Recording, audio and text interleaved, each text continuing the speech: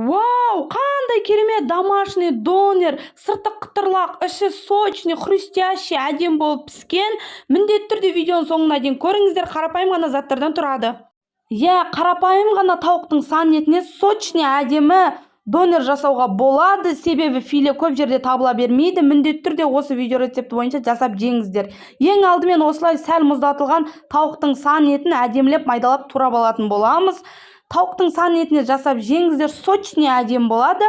Міне майдалап турап аламыз, және де міне енді фри жасаймыз, және де картошкамызды осылай әдемілеп майдалап турап алатын боламыз.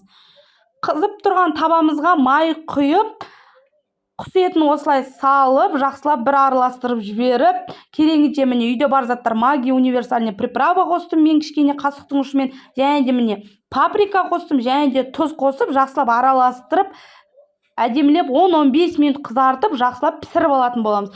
Міне көріп тұрғандарыңыздай сочный әдемі болып пісіп жатыр. Дәмі ерекше күшті болды, және де енді фри дайындайтын боламыз.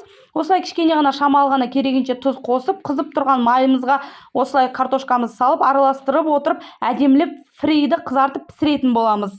Міне видеода көріп тұрғандарыңыздай, және де енді қияр қызанағымызды ұзынша етіп, әдемілеп міне турап алатын боламыз. Дәмі ерекше сочный әдем болып донер болып шығады. Міне енді лавашымызды осылай мен лавашты негізі сол күні жасалған свежий лаваш таңдап алған дұрыс. Міне осылай керегінше етімізді екіге бөліп салдым. Мен 1,5-дық үлкен донер жасадым, және де ортасына қаймақ жағып отырып, әдемілеп бәрін жинап алатын боламыз. Майонез жақсаңыздар да болады, немесе екеуін де қоспай қойсаңыздар да болады. Сочный, өзі де сочный әдем болып тұр, еті сочный әдем болып тұр. Және де міне видеода көріп тұрғандарыңыздай осылай әдемілеп орап аламыз. Міне қызып тұрған табамызға екі бетін осылай қыздырып алатын боламыз. Сонымен сырты қытырлақ, іші сочный әдемі донеріміз дайын. Менің парақшамды жоғалтып алмау үшін тіркеліп қойыңыздар, және самолетикті басып жақындарыңызбен бөлісіңіздер.